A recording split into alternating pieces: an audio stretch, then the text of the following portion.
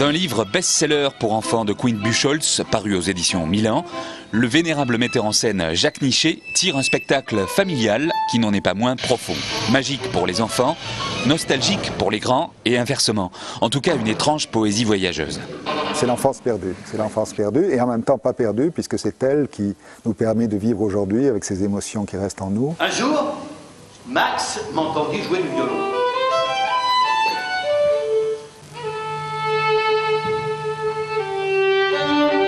Les tableaux, comme d'habitude, étaient alignés en une longue rangée contre les murs, mais il s'était tourné vers moi.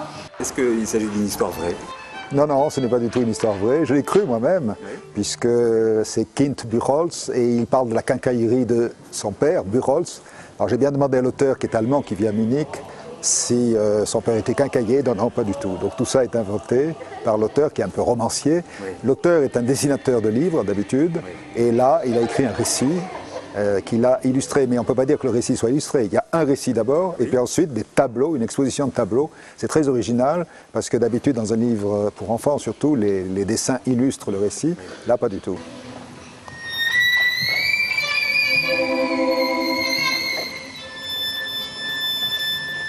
Jacques Échantillon joue le rôle du professeur de violon qui raconte ce qu'enfant il voyait de l'atelier du peintre, son ami. Malik Richeux a composé et interprète une musique adéquate, voyageuse elle-même. Et une étonnante projection de tableaux mouvants nous plonge littéralement dans l'œuvre.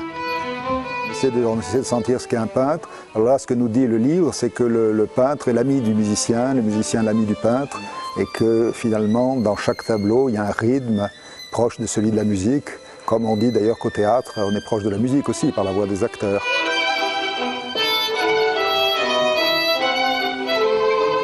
On a dans le livre qui avait été édité par Milan en 1997, ce livre d'ailleurs qui est connu en France, on a essayé de rendre les tableaux, puisque c'est un peintre qui accueille un enfant dans son atelier, et il ne lui montre jamais les tableaux qu'il peint. Et tout d'un coup, il lui offre la possibilité de voir l'exposition des tableaux.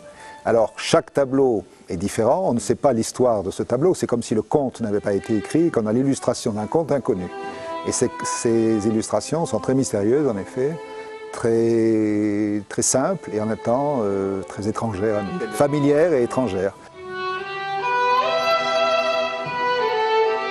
Il y a une roulotte de cirque volante, il y a des éléphants de neige au Canada, etc. Des secrets, par exemple, il y a une barque avec un roi avec une couronne, et puis une petite fille, un lion dans la barque, voilà. Eh bien, ça suffit pour nous faire rêver à un conte qu'on ne connaîtra jamais. Alors là, par rapport au livre, si vous voulez, ce que le théâtre amène, c'est la musique qu'on entend vraiment, parce que dans le livre, elle est évoquée, là on l'entend. Et puis ce que le théâtre amène aussi, c'est le voyage à travers les tableaux, parce que l'enfant dit bien qu'il voyage à travers les tableaux, mais ce voyage, la vidéo, remarquablement faite à mes yeux, permet de voyager à travers les tableaux, et ce n'est pas du tout des diapositives qu'on envoie tableau après tableau, mais bien un voyage à travers la peinture. Voilà, le souvenir qui surgit, qui nous rend nostalgiques de notre enfance perdue, et en même temps notre enfance n'est pas morte, elle est quand même en nous, et il faut la revivifier le plus possible.